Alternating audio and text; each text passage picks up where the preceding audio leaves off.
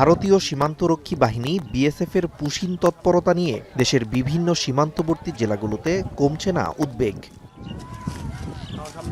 বুধবার জামালপুরের বকশীগঞ্জের কামালপুর সীমান্তে এক বৃদ্ধের পুশিন চেষ্টাকে কেন্দ্র করে উত্তেজনাকর পরিস্থিতির সৃষ্টি হয়। পরে সীমান্তের শূন্য রেখায় অবস্থানের পর সকালে তাকে উদ্ধার করে বিজিবি।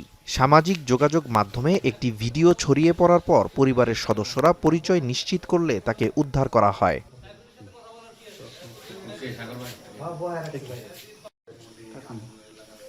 পুশিন ঠেকাতে শেরপুরের ৪২ কিলোমিটার সীমান্ত এলাকায় টহল জোরদার করেছে বিজিবি। এছাড়া ঝুঁকিপূর্ণ এলাকায় বাড়ানো হয়েছে বিজিবির সদস্য সংখ্যা। আমাদের সীমান্তে যদি কোনো প্রকারের কোনো অপরিচিত লোক আসে, আমরা তাকে আমাদের আইনের যা আছে আমাদের আইন অনুযায়ী তাদের সাথে আমরা সেই ব্যবস্থা গ্রহণ করব। মৌলভীবাজারের ২৭২ কিলোমিটার এলাকায় অনুপ্রবেশ ঠেকাতে সীমান্ত এলাকার জনগণকে নিয়ে দিনরাত টহল জোরদার করেছে বিজিবি।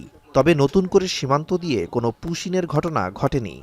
আমরা হলো বিজিবি লগে দিনে রাত্রে পাড়া দিয়া ভারতীয় মানুষ এদিকে আসতো না। লালমনিরহাটে বিজিবি সতর্ক অবস্থানের কারণে গত এক সপ্তাহে ২ বার পুশিন চেষ্টা করে বিএসএফ। এর মধ্যে শুক্রবার ৪ সীমান্তে ৩৩ জনকে ঠেলে পাঠানোর চেষ্টা ব্যর্থ করে বিজিবি। বুধবার রাতেও ভারতীয় সীমান্তে পুশিনের জন্য লোকজন জড়ো করা হয় বলে খবর পাওয়া গেছে। উত্তরাঞ্চলের বিভিন্ন সীমান্তে পুশিনের আশঙ্কার মধ্যেই দিনাজপুরের ১৪৫ কিলোমিটার সীমান্তে চলছে সর্বোচ্চ সতর্কতা।